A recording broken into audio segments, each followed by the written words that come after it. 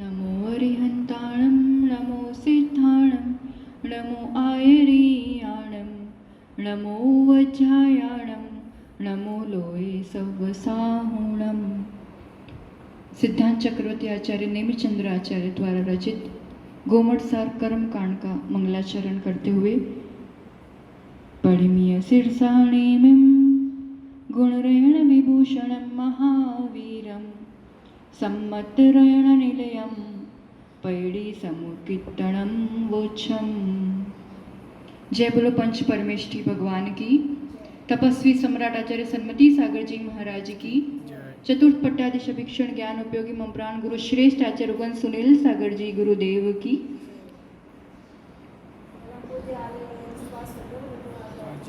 जय। एक बार एक बहेल या एक शिकारी तोते को पकड़ना चाह रहा था। उनका एक ट्रिक होता है तोते को पकड़ने का। वो क्या करते हैं, पेड़ के पास एक छोटी सी डंडी लटका देते हैं, तो वो उस डंडी के उसमें झूलने के हिसाब से तोता उस पर आके बैठ जाता है। पर जैसे ही तोता उस पर आके बैठता है, उन्होंने उस रूप से वो लकड़ी रखी होती है कि वो तुरंत उल्टी हो जाती है, लकड़ी ऐसी घूम जाती है तुरंत।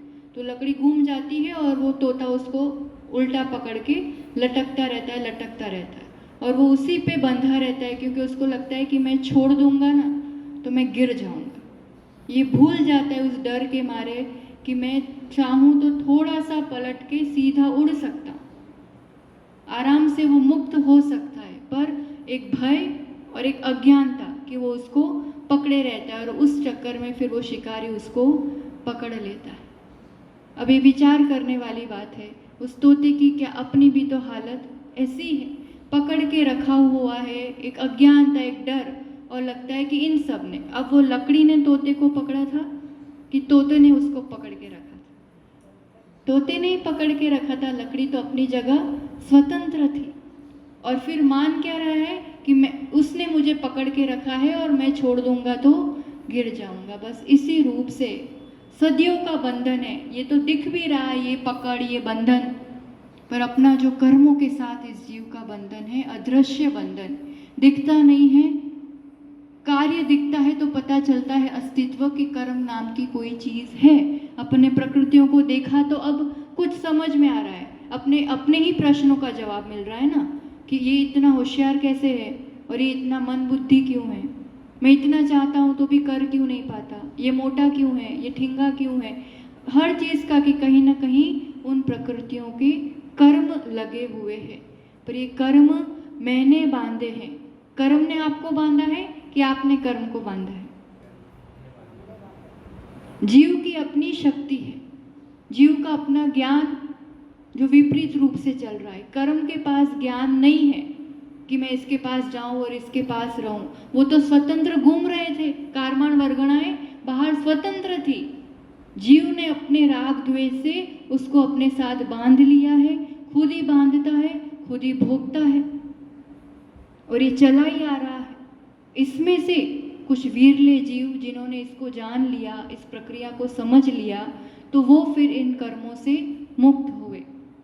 इसलिए जो जीव है दो प्रकार से, संसारी जीव, मुक्त जीव। मुक्त जीव यानी किससे मुक्त हुए? वो कर्मों से मुक्त हुए और अपने सभी गुणों को पूर्ण रूप से प्रकट कर लिया। कोई बने बनाए रेडीमेड भगवान या मुक्त जीव नहीं होते, पुरुषार्थ से बना जाता है। वो भी अपने ही जैसे सामान्य थे तो मुक्त हुए। तो जैसे हम भगवान या मुक्त जीव कहते हैं तो दो प्रकार से, अरिहंत परमेष्टि, सिद्ध परमेष्टि, है ना। मुक्त भी स्टेप वाइज हुआ जाता है, एक साथ एक बार में नहीं हुआ जाता। तो उसमें सबसे पहले जो 8 टोटल कर्म थे, कल अपन ने देखा था, अपने जीव के 8 गुण और उसको ढकने वाले 8 कर्म। तो उन 8 कर्मों में से सबसे पहले 4 कर्मों को जीतना पड़ता है या उससे मुक्त होना पड़ता है। यानी उस भगवत्ता को, उस अरिहंत पने को 4 कर्म ही मुख्य रूप से घात रहे हैं। तो जो लास्ट में अपन ने थोड़ा सा 2 प्रकार से देखा था, 8 कर्मों को 2 रूप में बांटा था, 4 घातिया कर्म और 4 अघात्य कर्म। उसमें लास्ट में अगर थोड़ा सा कंफ्यूज हुआ हो तो अपन उसमें अभी सिर्फ घातिया कर्म पर कंसंट्रेट करेंगे, क्योंकि अभी अपना लक्ष्य उसी तक पहुंचना है। अपन पहले अरिहंत बनेंगे, बाद में ही तो सिद्ध बनेंगे, है ना। इसलिए मुक्त जीव अगर अरिहंत और सिद्ध दो प्रकार से हैं, तो अरिहंत के गुण कौन कौन से? मुख्य रूप से केवल दर्शन, केवल ज्ञान, केवल दर्शन, केवल या अनंत सुख, अनंत वीर्य। अब ये जो गुण हैं, इस आत्मा के ही गुण हैं, ये देवत्व पने के गुण कहलाएंगे, भगवत्ता के गुण कहलाएंगे। तो घातिया कर्म ऐसा नाम क्यों दिया? क्योंकि ये इन गुणों का सीधा घात करते हैं। यानी घातिया कर्म जो वो कौन कौन से 4 कर्म हुए? इसी गुण के विपरीत जो इनको घात रहे हैं, यानी ज्ञानावर्ण कर्म, दर्शनावर्ण कर्म, मोहनीय कर्म और अंतराय कर्म। तो ये जो 4 कर्म हैं जो सीधे इस देवत्व पने को घात कर रहे हैं, इसलिए इसका नाम घातिया कर्म है। और फिर दूसरा एक शब्द लिया था अपन ने कि ये जो गुण है ना, अपने ज्ञान, दर्शन, सुख, वीर्य, ये अनुजीवी गुण है। यानी घातिया कर्म उसे कहेंगे जो इस जीव आत्मा के अनुजीवी गुण का घात करते हैं। अब ये अनुजीवी मतलब अनुजीवी गुण, अनुजीवी मतलब जो जीव का अनुसरण करते हुए हमेशा जीवित रहे। जीवित रहे मतलब विद्यमान रहे, है ना। जैसे ज्ञान गुण कितना भी विकृत दशा हो, निगोदिया जीव भी हो, तो भी थोड़े अंश में ज्ञान, दर्शन गुण रहेगा, थोड़ा तो सुख और वीर्य प्रकट रूप रहेगा ही रहेगा। जिन गुणों का कभी भी पूर्ण रूप से अभाव नहीं होता है, वो अनुजीवी गुण कहलाते हैं। जीव का अनुसरण हमेशा करते हैं, हमेशा विद्यमान रहते हैं। जो भाव रूप गुण है वो अनुजीवी गुण कहलाते हैं। अनुजीवी जीव का अनुसरण करते हुए जीवित रहे, विद्यमान रहे, कुछ अंश में प्रकट रहे। और ये कुछ अंश में प्रकट रहते हैं, इसीलिए फिर पुरुषार्थ पूर्वक सबसे पहले इन्हीं को पाया जाता है। और एक बार ये गुण प्रकट हो गए तो भगवत्ता आ गई। अब बाकी के जो 4 कर्म है ना, वो अपने आप हो जाता है, उसके लिए अलग से कुछ पुरुषार्थ नहीं करना पड़ता है। बाकी के अघात्या कर्म जो इस देवत्व पने को घात नहीं करता है, वो काम फिर जल्दी हो जाता है और अपने आप हो जाता है। तो मेन लक्ष्य अपना घात्या कर्म को देखना। घात्या कर्म 4, ज्ञानावरण, दर्शनावरण, मोहनीय, अंतराय। उसमें भी सबसे बलवान, सबसे मुख्य, सबसे एक राजा की तरह, सेनापति की तरह जो काम करता है वो है मोहनीय कर्म। मोहनीय यानी जो मोहित करता है, इसके मोह में फंस गया, यानी इसके वशीभूत कर देता है। तो उस मोहनीय कर्म की भी अपनी कुछ उसका परिवार है, उसके भी कुछ उत्तर भेद है, प्रकृतियां हैं। अपन अभी कर्म बंध में प्रकृति बंध, प्रदेश बंध, स्थिति बंध, अनुभाग बंध कल देखा था 4 प्रकार से होता है। अभी अपना पहला प्रकृति बंध का विषय चल रहा है।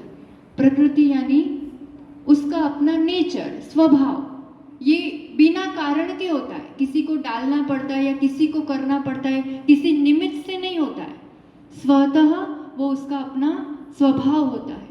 तो मोहनीय कर्म का स्वभाव ही है, ये मोहित करती है जैसे शराब की तरह, ठीक है। तो अब उसके भी प्रकार हैं। तो मोहनीय कर्म 2 मुख्य गुणों का घात करते हैं और उन गुणों की अपेक्षा उसके 2 भेद हो जाते हैं। सबसे पहला दर्शन मोहनीय और दूसरा हो गया चारित्र मोहनीय। दर्शन मोहनीय, दर्शन यानी यहाँ देखना नहीं लेना, दर्शन से अर्थ कुछ देखना, कुछ दर्शन करना नहीं। दर्शन से अर्थ श्रद्धा गुण। श्रद्धा ये आत्मा का अपना गुण है, कुछ न कुछ श्रद्धा तो करता है, वो चाहे सही हो, गलत हो, विपरीत हो, किसी भी रूप से हो, पर श्रद्धा, मान्यता, रुचि, अभिप्राय ये तो रहता ही है जीव को। तो श्रद्धा गुण, समीचीन श्रद्धा, आस्था, विश्वास, उसको जो घात करता है, श्रद्धा गुण को घात करने वाला दर्शन मोहनीय कर्म। उसके 3 भेद, मोहनीय कर्म के टोटल 28 भेद और उसमें सबसे पहले दर्शनीय और दर्शन मोहनीय के 3 भेद।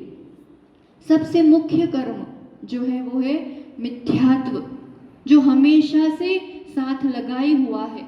जब से जीव है तब से मिथ्यात्व के साथ है। मिथ्यात्व मतलब मिथ्या तत्व, तत्व यानी यथार्थ रूप, जो जैसा है वैसा। मिथ्या यानी वैसा नहीं श्रद्धान होने देना। समीचीन सम्यक दर्शन गुण जो मेरा है उसका घात करने वाला मिथ्यात्व। मिथ्यात्व किसका घात करता है?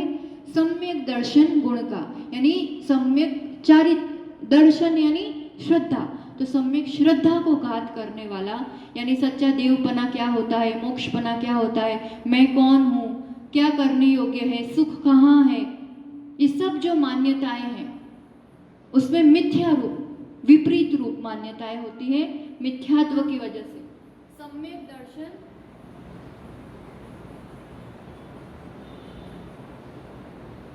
सम्यक दर्शन गुण का घात करने वाला मिथ्यात्व। और बाकी के भी दो है, सम्यक मिथ्यात्व प्रकृति और सम्यक प्रकृति। अब इनके भी अपनी अपनी प्रकृति है, अपना अपना काम है। ये पूरी चीज अपन डिटेल में पढ़ेंगे क्योंकि पूरी गुणस्थान की व्यवस्था इस मोहनीय कर्म के ही आधार पर है। अभी नाम समझ लो और उसका काम क्या है उतना समझ लो, फिर उसका लक्षण, वो क्या कार्य करता है, किस रूप से, वो पूरे गुणस्थानों में समझेंगे। जैसा शब्द है सम्यक मिथ्यात्व यानी मिश्र, थोड़ा बहुत सम्यक का भी लक्षण झलकेगा, थोड़ा बहुत मिथ्यात्व का भी झलकेगा, दोनों चीज एक साथ मिश्र परिणाम होते हैं। और सम्यक सम्यक प्रकृति यानी जिससे सम्यक दर्शन होता है, ऐसा कर्म तो कहीं ना कहीं दर्शन मोहनीय की प्रकृति है, तो कर्म का काम तो गुणों का घात करना ही है, तो ये कर्म भी गुण का तो घात करेगी, पर मिथ्यात्व पूरे रूप से सम्यक दर्शन का नाश करती। और सम्यक प्रकृति कुछ अंश में दोष पैदा करेगी, पर सम्यक दर्शन बना रह सकता है। जब तक सम्यक प्रकृति है सम्यक दर्शन रहेगा, पर निर्मल निर्दोष नहीं रहेगा। कुछ चल मल अगाड़ अपन सब देखेंगे उस दोष सहित होता है, तो ये सम्यक प्रकृति। श्रद्धा गुण से संबंधित तीन, एक मिथ्यात्व जो पूर्ण घात करता है, सम्यक मिथ्यात्व जो मिश्र रूप रहता है, सम्यक प्रकृति जो दोष उत्पन्न करता है। अब आया चारित्र मोहनीय, जैसा ही नाम है चारित्र मोहनीय यानी चारित्र गुण का नियम संयम व्रत इसको आगे नहीं बढ़ने देता है, उसका बाधक बनता है, उसका घात करता है। चारित्र मोहनीय दर्शन और चारित्र ज्ञान दर्शन जैसे इस जीव के गुण हैं, बाकी कहीं नहीं पाए जाते हैं। जितना जितना चारित्र निर्मल, यानी अपन कहते हैं चारित्र में वृद्धि कैसे हो, चारित्र की वृद्धि होना मतलब निर्मलता बढ़ना, निर्मलता बढ़ना मतलब कषायों की मंदता बढ़ना। चारित्र का सबसे बड़ा बाधक है कषाय। चारित्र मतलब शांति, चारित्र मतलब आनंद, चारित्र मतलब समता, सुख, तो इन सब का बाधक बनता है कषाय। तो चारित्र मोहनीय में आती है मूल रूप से कषाय। कषाय यानी जो कर्षण करती है, किसका? जैसे खेती होती है ना, पूरी भूमि होती है, उसका कर्षण करते हैं ना, तो जो धान्य बोए होते हैं वो अच्छे से व्यवस्थित फल फूल देते हैं।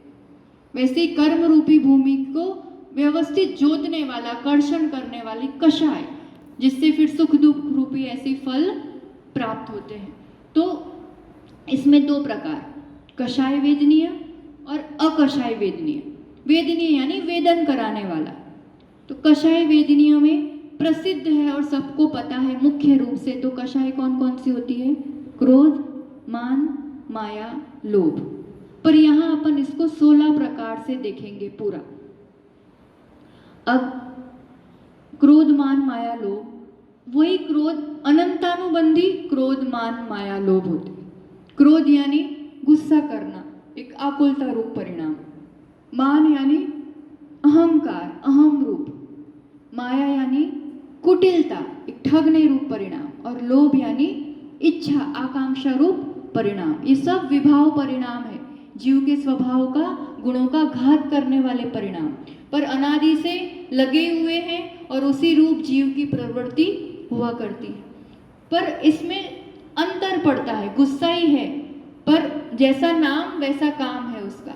एक स्टेज वाइज होता है, चारित्र भी गुण मेरा है पर एक साथ एकदम से प्रकट नहीं होता है, क्योंकि कषाय अपने आप में बहुत बलवान चीज़ है। तो एक एक एक एक करके पर्दों को जीता जाता है, एक एक करके स्टेज वाइज स्टेप वाइज इसमें विकास होता है। तो पहले सबसे बाधक तत्वों को हटाया जाता है, फिर उससे आगे, फिर उससे आगे। तो सबसे बलवान या बाधक है तो वो है अनंतानुबंधी, जैसा नाम है, अनंत का अनुबंध करने वाली। अनंत संसार जो बहुत लंबे समय तक संसार का अनुबंध कराती है, संसार की जोड़ी रखाती है। और ये अनंतानुबंधी और मिथ्यात्व दोनों बेस्ट फ्रेंड्स हैं, साथ साथ ही चलते हैं। जहाँ मिथ्यात्व होगा वह अनंतानुबंधी होगी, दोनों एक साथ चलती है। मिथ्यात्व सम्यक दर्शन का घात करती है और अनंतानुबंधी कषाय उसके साथ रहती है। तो ये सम्यक दर्शन का भी घात करती है और उसके साथ सम्यक आचरण का घात करती है। यानी नॉर्मल एक सम्यक आचरण भी, व्रत नियम संयम तो दूर की बात है, एक सदाचारी सज्जन का जीवन भी नहीं हो पाता है। तो अनंतानुबंधी चारित्र दर्शन होने की अपेक्षा सम्यक का भी घात करेगी, क्योंकि मिथ्यात्व का साथ देती है, और चारित्र की अपेक्षा सम्यक आचरण का घात करेगी या होने नहीं देगी। जब तक अनंतानुबंधी है वो सम्यक आचरण नहीं होने देगी। सम्यक आचरण का घात करेगा अनंतानुबंधी। ये चार्ट आप अपने उसमें बना ले सकते हैं, क्योंकि आगे यही शब्द बार बार गुणस्थान में यही रिपीट होने वाला है पूरा। तो ये चीज़ आपके ज्ञान में होना चाहिए। अनंतानुबंधी, फिर दूसरा अप्रत्यखानावरण, क्रोध मान माया लोभ। शब्द एक है, चारों के साथ लगा लेना। फिर अप्रत्यखानावरण, क्रोध मान माया लोभ। अब ये भी गुस्सा है, ये भी लोभ है, पर शक्ति उसकी थोड़ी कम है। इसमें उदाहरण भी बहुत सारे आते हैं, कभी अनुभाग वगैरह देखेंगे ना, अनुभाग का तब भी देखेंगे, पर एक रूप से समझा देते हैं तो थोड़ा सा समझ में आएगा। जैसे लकीर खींची अपन ने, है ना, पत्थर पर लकीर खींचेंगे, कोई पत्थर पर, शिला पर, ऐसे बहुत मुश्किल से एक तो खींचते हैं, पर खींचते हैं तो कितनी देर तक रहती है वो? बहुत समय तक। हवा, आंधी, तूफान, पानी कुछ भी आ जाए तो भी वो लकीर बनी रहती है। इतना ठोस वो क्रोधपना है कि कुटिलता है कि लोभ है, इतनी ठोस होती है कि जल्दी मिटती नहीं है। इसका संस्कार, इसका प्रभाव अनंत टाइम तक, बहुत लंबे समय तक रहता है। फिर अप्रत्यख्यानावरण, पहले नाम से देखेंगे, नाम ही अपने आप में बता रहा है। प्रत्याख्यान, प्रत्याख्यान अपन बोलते हैं ना, पच्चखान करूँ मैं, पच्चखान यानी अपन संकल्प करते, नियम करते हैं। प्रत्याख्यान का मतलब नियम। अप्रत्याख्यान किंचित भी नियम, और आवरण यानी थोड़ा सा भी नियम नहीं होने देता, उस पर जो आवरण डालता है वो अप्रत्याख्यानावरण। ऐसी कषाय जो किंचित भी नियम संयम नहीं होने देती है, बिल्कुल भी नियम संयम व्रत आपके जीवन में नहीं आते जब तक इसका प्रभाव रहता है। और इसका प्रभाव कितना रहता है, कितने टाइम तक? 6 महीने के अंदर अंदर। ये तो अनंत संसार काफी टाइम, लंबा टाइम है, इसका मैक्सिमम रहेगा तो 6 महीने तक, ताकि उसके अंदर अंदर खत्म हो जाता है। 6 महीने से टाइम पीरियड बढ़ जाता है तो फिर वो अनंत में चला जाता है। तो अप्रत्याख्यान जो बिल्कुल भी नियम नहीं होने दे, उस पर आवरण डाले, दे संयम भी नहीं, किंचित भी त्याग नहीं, वो अप्रत्याख्यान। उसमें क्रोध मान माया लोभ चारों आ जाएंगे। बंद सबका हो रहा है निरंतर, उदय में एकाद रहती है पर बंद तो सबका चल रहा है। फिर उसके बाद जैसे ये अप्रत्याख्यान कैसे हो जाएगी, जैसे कीचड़ पर अपन ने रेखा करी तो थोड़ी देर तक तो रहती है, फिर कदाचित एकदम पानी आ जाए या कुछ हो जाए तो मिट जाती है। इसकी अपेक्षा कम प्रभावशाली है पर फिर भी रहती है। उसके बाद आता है प्रत्याख्यानावरण, क्रोध मान माया लोभ, चारों लेना इसके साथ भी। तो 4 और 4 8, 4 और 8 और 4 12 हुई अभी। प्रत्याख्यान, प्रत्याख्यान यानी नियम और उस पर आवरण करने वाला यानी प्रत्याख्यानावरण। तो पूरा नियम नहीं होने देगी, पूर्ण रूप से संयम नहीं। देश संयम हो सकता है, थोड़े बहुत अनुव्रत आदि हो सकते हैं, पर प्रत्याख्यान यानी पूरा संयम। तो जो पूरा संयम नहीं होने देती है, सकल चारित्र जिसे कहते हैं अपन, वो नहीं होने देता है, वो प्रत्याख्यानावरण, उस पर आवरण करने वाला। जैसे कि रेत पर अपन ने लकीर खींची हो, तो रेत पर लकीर खींचते हैं तो थोड़ी बहुत देर रहती है, ये 15 दिन के अंदर अंदर तो ये समाप्त हो जाती है। एक पक्ष मैक्सिमम रहेगा इसका प्रभाव, संस्कार। और लास्ट में संज्वलन कषाय, क्रोध मान माया लोभ, इसमें भी चारों लगाना। जैसे जल पर रेखा खींचते हैं, बहुत क्षणिक, टेम्पररी, अंतर्मूर्त तक रह के क्रोध हो सकता है, पर तुरंत उसमें क्षमा भाव आदि आ जाता है। तो संज्वलन यानी संयम ज्वलित रहे, इसके रहते रहते संयम रह सकता है, पर फिर किसको बाधा पहुंचा रहा है वो? तो समीचीन, सम्यक, पूर्ण जो यथाख्यात चारित्र है, यथाख्यात यानी जैसा है वैसा पूर्ण चारित्र गुण।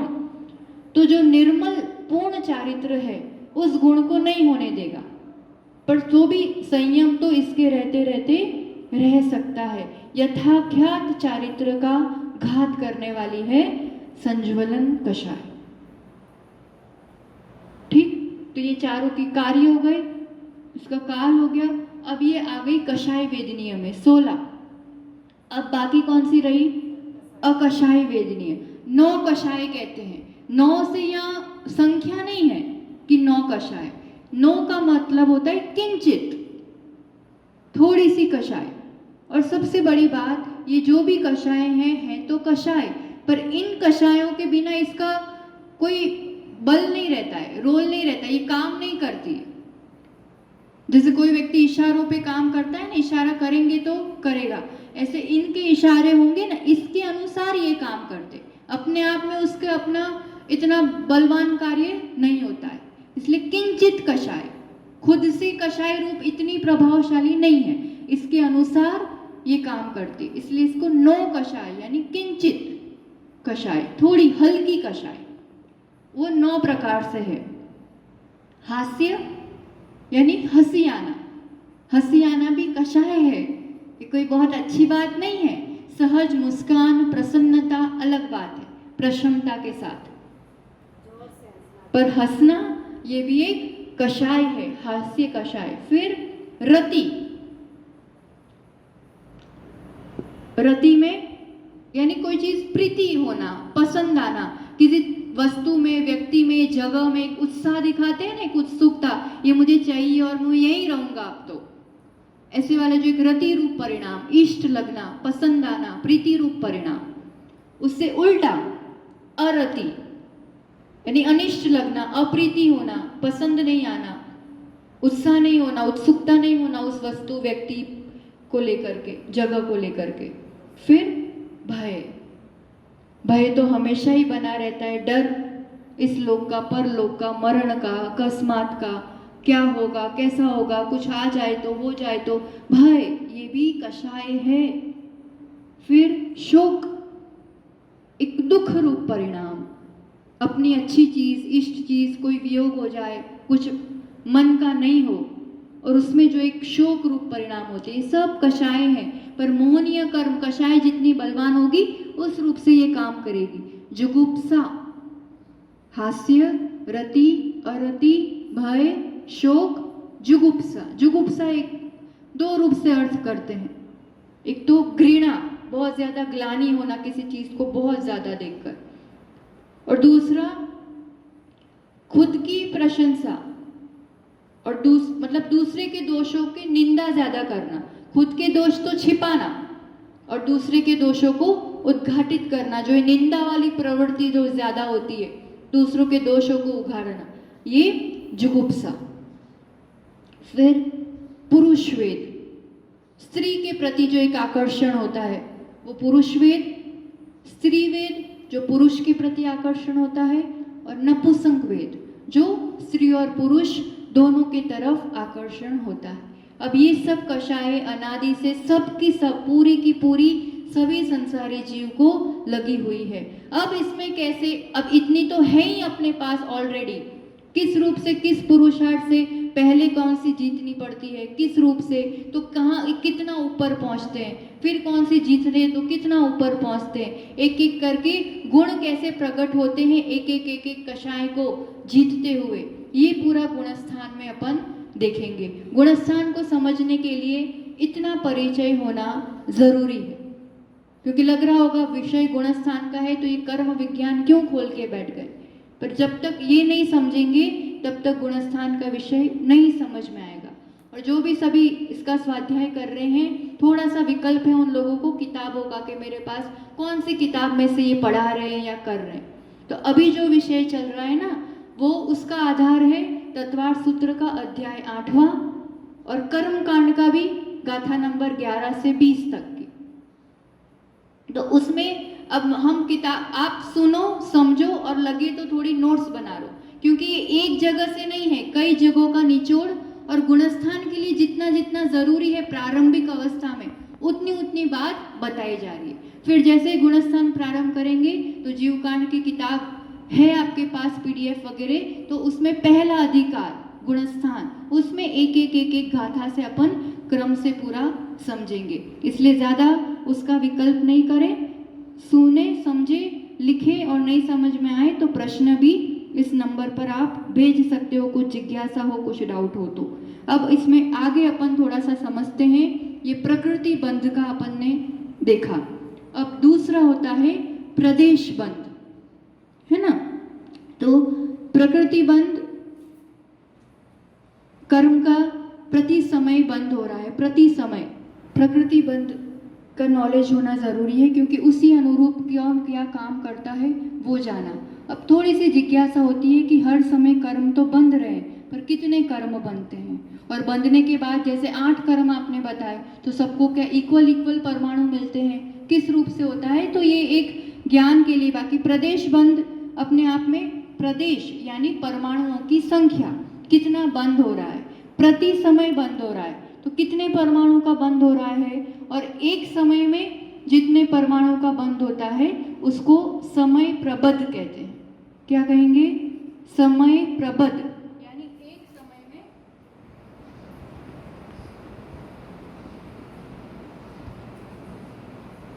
एक समय में जो बंद होता है उसे समय प्रबद्ध। अब समय प्रबद्ध एक समय में कितना बंद होता है, तो कहते हैं अनंत परमाणु, 1 2 4 1000 लाख करोड़ नहीं, अनंत। ये संख्या है। यहाँ पर अपन जैसे ही गुणस्थान का विषय होगा उसके बाद अलौकिक गणित का विषय अच्छे से डिटेल में समझेंगे, इसमें ये सब बातें आती है। अभी समझने के लिए समझो, संख्या 3 प्रकार से होती है, एक संख्यात, एक असंख्यात और एक अनंत।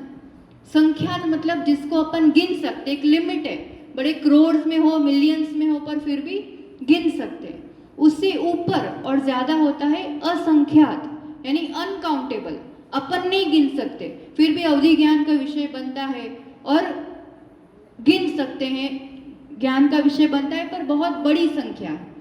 और असंख्यात से भी बड़ी होती है अनंत की संख्या। अनंत मतलब इनफाइनाइट, जिसका अंत नहीं होता है, बहुत ज्यादा। तो आसपास कर्म वर्गणाएं जो हैं, कारमाण वर्गणाएं, वो अनंत की संख्या में है। और एक ही समय में ये जीव जो है, आत्म प्रदेश कितने हैं? असंख्यात है। और प्रत्येक आत्म प्रदेश पे अनंत अनंत कर्म परमाणुओं बंधे हुए हैं। एक समय में अनंत कर्म परमाणु बनते हैं। समय प्रबद्ध कितना है? अनंत। अब अनंत में भी बहुत सारी टाइप्स होती है, मतलब छोटा अनंत, उससे बड़ा अनंत, उससे बड़ा अनंत, जैसे 10 रुपये, 100 रुपये, 1000 रुपये, लाख रुपये, सब संख्यात है, पर फर्क तो है ना। ऐसे अनंत में भी बहुत विभाजन होते हैं। तो कितना बड़ा अनंत या कितना छोटा अनंत, तो कहते हैं सिद्धों की जितनी राशि है। सिद्ध कितने हैं? अनंतानंत। तो सिद्धों की राशि से अनंतवा भाग, मतलब उसको अनंत से डिवाइड करो। सिद्ध राशि से,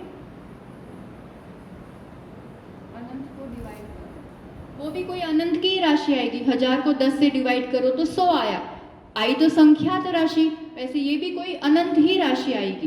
पर कितनी अनंत? तो सिद्धों का अनंतवा भाग। और समझाने के लिए कि कितना, तो कहते हैं अभव्य जीव की जितनी राशि है वो भी अनंत है।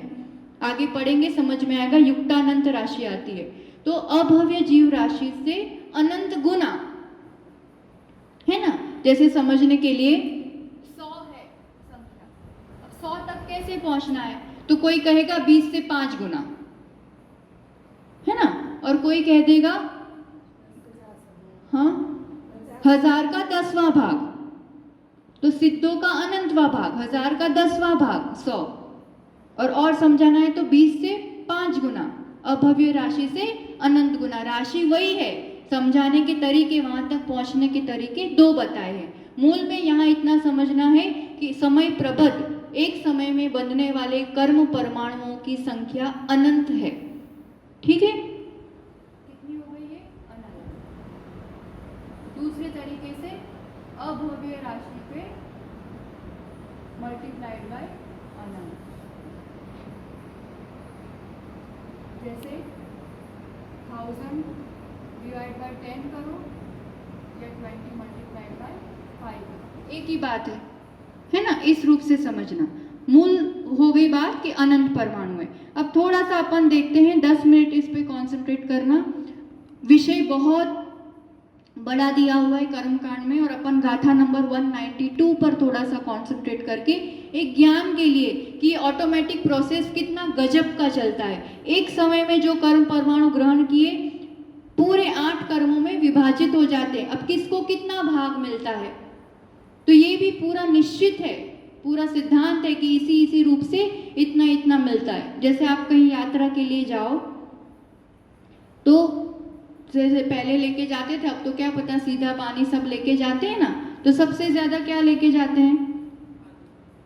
गेहूं, है ना। रोटी खाना, कुछ भी खाना, सबसे ज्यादा गेहूं या उसका आटा लेके जाएंगे, उससे कम चावल, उससे कम थोड़ी दाल, और सबसे कम नमक, है ना। ऐसे इस रूप से बंटवारा होता है। तो ऐसे यहाँ पर जो परमाणु टोटल आए उसमें कहते हैं सबसे कम आयु कर्म को भाग मिलता है ना। आयु कर्म के बाद सबसे कम उसको, तो फिर उससे ज्यादा नाम और गोत्र को, दोनों को मिलते सेम अमाउंट है, पर आयु से ज्यादा, यानी आयु को सबसे कम, उससे ज्यादा मिलेंगे नाम को और गोत्र को, और दोनों को आपस में इक्वल मिलते हैं, सेम मिलते हैं।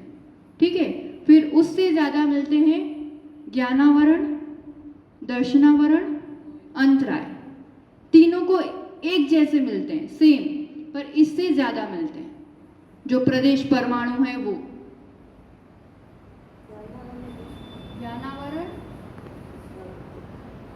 दर्शनावरण और अंतराय। अब कितने कर्म बाकी रहे? 1 2 3 4 5 6 हो गए, 2 बाकी रहे। अब इनसे ज्यादा मिलता है मोहनीय को, और सबसे ज्यादा प्रमाण मिलता है वेदनीय को।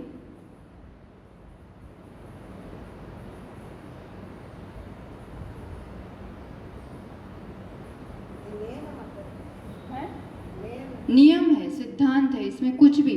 और कर्म बंधते हैं ना प्रतिपल, अपन को जो 8 कर्म है उसमें से 7 कर्म तो हर समय बंधते हैं। आपको लगता होगा अभी पढ़ रहे हैं, स्वाध्याय कर रहे हैं, तो भी ज्ञानावरण बंध रहा है, दर्शनावरण बंध रहा है, मोहनीय, 7 कर्म तो प्रतिपल बंद हो रहा है। आयु कर्म का बंध पूरी इस आयु में, इस जीवन, इस जन्म में एक ही बार होता है।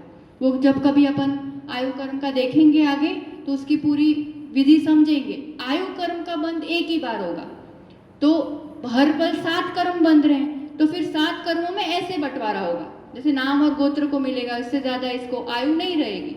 और जब 8 कर्म बंध रहे हैं तो इस रूप से बंटवारा होगा, सबसे कम इसको, फिर ये, पर ये नियम है। और इसी रूप से प्रदेशों का बंटवारा, किसको कितने, जैसे इतनी इनकी मिल्कत है तो किसको कितनी मिलेगी, इस रूप से यहाँ उसी समय उसी रूप बंटवारा हो जाता है। और इतने प्रदेश फिर ज्ञानारूप काम करेंगे, इतने प्रदेश मोहनीय रूप से काम करेंगे, इतने प्रदेश वेदनीय रूप से काम करेंगे, ऐसा। और वेदनीय सबसे ज़्यादा क्यों है? क्योंकि सुख दुख का वेदन प्रतिपल जीव करता है, तो निर्जरा उनकी सबसे अधिक होती है, तो इसलिए उसका प्रमाण ज़्यादा चाहिए। तो अब इस एक एग्जाम्पल से समझते हैं किसको कितना मिलता है। अभी ज़्यादा ज़्यादा तो पर कितना ज़्यादा कितना कम, तो सब बताया है उसमें। जैसे अनंत की राशि है, ठीक है ना। अब उस अनंत की राशि को असंख्यात से डिवाइड करो। अब एग्जैक्ट कितना असंख्यात है तो कहते हैं आवली का असंख्यातवा भाग। अब ये सब शब्द सुन के थोड़ा भारी लगेगा, अपन जब अलौकिक गणित पढ़ेंगे तो बहुत क्लियर हो जाएगा, पर फिर भी एक असंख्यात की राशि। कर्म कितने हैं? अनंत, डिवाइड किया असंख्यात से, तो कुछ तो प्रमाण आएगा, है ना। वो एक जो प्रमाण आया उसको अलग रख दो, और जो बहुभाग आया, कोई भी चीज़ डिवाइड करते हैं ना, जैसे 1000 को 10 से डिवाइड किया तो 100 आया, 100 एक भाग कहलाता है 1000 का, और 900 है वो बहुभाग कहलाता है। तो वो एक भाग अलग रख दो, और जो बहुभाग आया उसको 8 कर्मों में इक्वल डिवाइड कर दो, हो गया। अब बहुभाग एक भाग बचा था अपने पास, उसका वापस उस असंख्यात से डिवाइड करो, ठीक है ना। तो एक भाग आएगा, उसको बाजू में रखो। बहुभाग है वो वेदनीय को दे दो, वेदनीय का काम हो गया। अब एक भाग बचा था, उस एक भाग का फिर से डिवाइड करो, तो एक भाग और बहुभाग, एक भाग अलग, बहुभाग मिलेगा मोहनीय को। फिर जो एक भाग बचा उसका अगेन डिवाइड करो। अब ये बहुत बड़ी संख्या है, इसलिए खूब खूब मिलता है, कोई इतना इतना नहीं मिलता है ना। और फिर एक भाग जो है बहुभाग देते जाना है। फिर एक भाग बचा, उसको फिर से असंख्यात से डिवाइड करो, जितना प्रमाण आया उसको तीनों में इक्वली डिवाइड करो। फिर जो बचा उसको 2 में, और लास्ट में जो बचा वो यहाँ मिलता है। अपन एक उदाहरण से समझते हैं फटाफट 5 मिनट में समझ। ये एक उदाहरण है, एग्जैक्ट राशि तो बहुत बड़ी है, पर फिर भी एक क्लियर करने के लिए समझाया जाता है। लिखना हो तो लिख भी लो, नहीं तो पहले 5 मिनट समझ लो, फिर रिपीट करेंगे वापस। समय प्रबत, जो एक समय में मैंने कर्म परमाणु बांधे, उसकी संख्या है 9000, समझने के लिए, ठीक है ना। 9000, कर्म कितने? 8, है ना। अब इसका क्रम बताओ, जैसे वेदनीय को सबसे ज्यादा मिल रहे हैं, ठीक है ना। आगे बताओ। फिर ज्ञानावरण, दर्शनावरण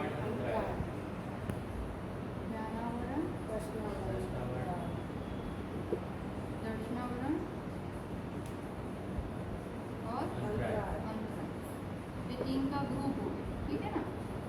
फिर नाम, गोत्र और आयु। अब इस रूप से बंटवारा होने वाला है, ठीक। अब 9000 है, इसका बहुभाग हो गया 8000, और 1000 एक साइड में रख दो, ठीक। अब बहुभाग को क्या करना है?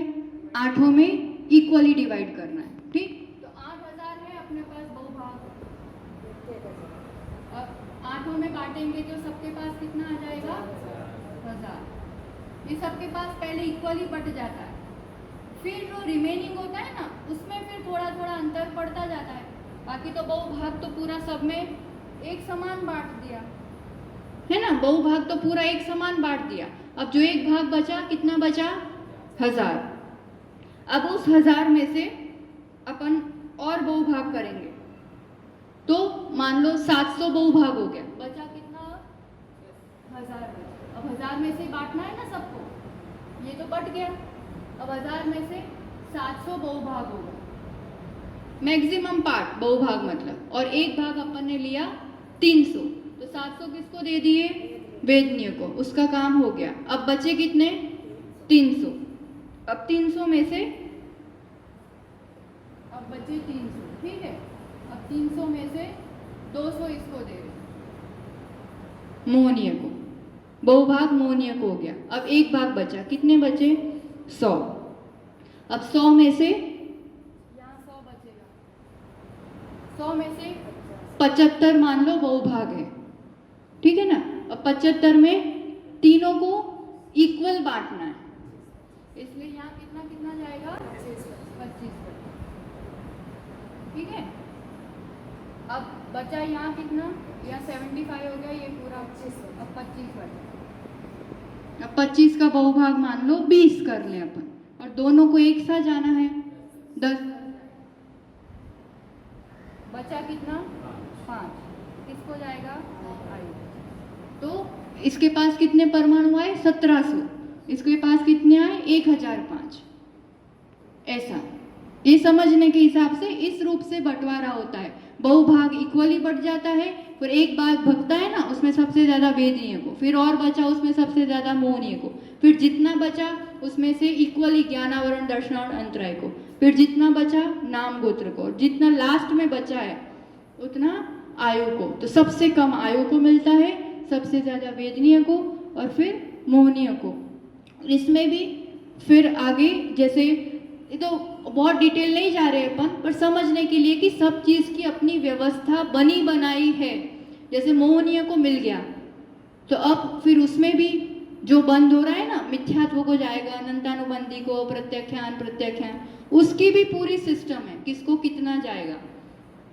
अब कभी डिटेल पढ़ेंगे, प्रदेश बंद बहुत डिटेल में तो बताएंगे, बाकी उसकी भी ऐसी व्यवस्था है। जैसे मिथ्यात्व को सबसे ज्यादा मिलेगा, सीधी बात है, फिर अनंतानुबंधी को मिलता है, फिर संज्वलन को ज्यादा मिलता है, फिर प्रत्याख्यान, और लास्ट में अप्रत्याख्यान।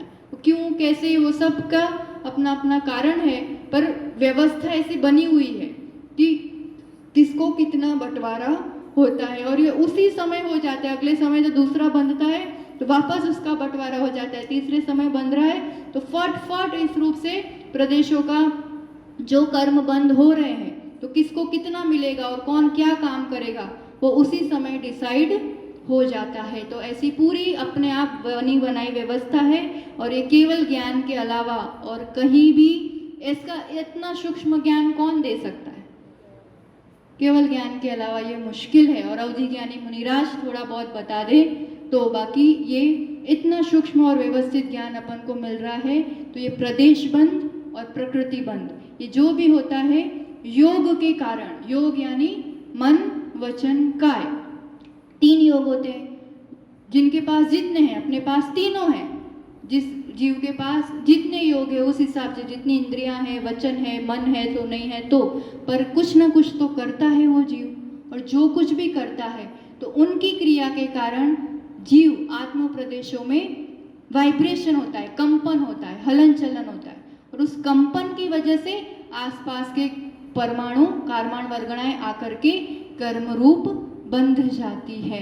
अब बंधने के बाद क्या होता है, कितने समय तक रहती है, क्या फल देती है, स्थिति अनुभाग वगैरह अपन कल देखेंगे। आज के लिए अपन ने इतना समझा, बंधन मेरा अपना स्वयं का है, स्वयं से बांधे हैं, और किस रूप से बंधता है ये सब केवल ज्ञान में झलका है। तो फिर उसमें मोहनीय कर्म पर सबसे ज़्यादा अपन को विचार करना है और जीतने का पुरुषार्थ करना है। तो इसी भावना के साथ ये रिपीट करने की ज़रूरत तो नहीं है, ये रहेगा 2 मिनट, लिखना हो तो लिख लो, तो कल ऐसा होगा तो वापस। मूल रूप से इतना है, सबसे ज़्यादा वेदनीय को मिलता है, और जितने परमाणु हैं अनंत परमाणु, असंख्यात से डिवाइड किया, एक बहुभाग आया, मैक्सिमम पार्ट, बहुभाग को 8 कर्मों में एक समान बांट दो। जैसे यहाँ 9000 परमाणु लिए, 8000 को बहुभाग लिया, 1000 सबको बांट दिए। फिर ये आसान वाला एग्जाम्पल है, लिखना हो तो लिख लेना, क्योंकि कर्म कांड में जो एग्जाम्पल दिया हुआ है ना 81 की, मतलब 8100 की पूरी राशि का, पर वो फिर आगे कैलकुलेट करते करते बहुत फ्रैक्शन में वैल्यू आती है, तो टफ पड़ता है। ये एक आसानी से समझ में आए तो खुद से बनाया हुआ एग्जाम्पल है, तो लिख लेना, समझ लेना। 1000 सबको बट गए, अब बचे कितने 1000। अब 1000 में से अधिकतम वेदनीय को देना है, तो अपन ने यह मान लिया कि 700 वेदनीय को दिए, 300 बचे, अब 300 बाकी सब में जाना है, पर 300 में से बहुभाग मोहनीय को जाना है, तो 200 अपन ने यहाँ दे दिए, बचे कितने 100। अब उसमें से बहुभाग इन 3 को जाना है, ज्ञानावरण दर्शनावरण अंतराय को एक जैसा सेम, तो 100 में से 75 अपन ने बहुभाग माना, इसलिए 25-25 बांट दिया, 25 बचे। अब उसका बहुभाग जाना है नाम और गोत्र को, तो अपन ने 20 माना तो 10-10 दे दिए, बचे 5 जो आयु को चले गए। व्यवस्था यही है, बहुभाग मिलता जाता है, एक भाग में वापस बहुभाग, एक भाग में से वापस बहुभाग। हाँ, बहुभाग जो है वो सबको दे दिया और एक भाग जो बचा उसमें से आगे आगे आगे देते जाते हैं। जो मूल परमाणु है उसके 2 पार्ट्स कर रहे हैं, असंख्यात से डिवाइड करके। डिवाइड करने से एक राशि आएगी और बाकी बहुत सारी बचेगी। जो बहुत सारी बचती है उसको इक्वल डिवाइड किया और एक राशि जो एक तरफ बचती है, एक भाग, उसको आगे क्रम से देते जाना है। बहुभाग देते जाना, एक भाग में से आगे बढ़ना, बहुभाग देते जाना, एक भाग में से आगे बढ़ना। इस रूप से प्रक्रिया चलती है और फटाफट ऑटोमेटिक होती रहती है। तो समझेंगे आगे अपन और भी इसी भावना के साथ। जिनवाणी स्तुति करते हैं। जावाणी के ज्ञान से सूझे लोकालो, सो वाणी मस्तक नमो सदा देता हूँ धोख। हे जिनवाणी भारती तो हे जपू दिन रैन, जो तेरा शरणाग्रहे सो पावे सुख चैन। 9 बार नमोकार।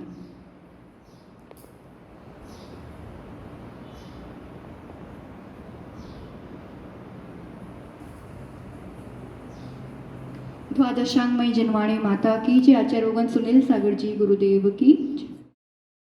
पापर भासवी को भानु सीमा खानी है, छहो द्रव्य जानवी को बंध विधि मानवी को, स्वपर पिछानवी को परम प्रमाणी है, अनुभव बताएवी को जीव के जीताएवी को, काहू न सताएवी को भव्य और आनी है, जहाँ तहाँ तारवी को पार के उतारवे को, सुख विस्तारवे को, यही जिनवाणी है। जिनवाणी के ज्ञान से सूझे लोकालोक, सो वाणी मस्तक धरो सदा देत हूँ दो। हे जिनवाणी भारती तो ही जपो दिन चैन, जो तेरी शरण गए सो पावे सुख चैन। अब हम शांति पूर्वक 9 बार नमोकार मंत्र के जाप करेंगे।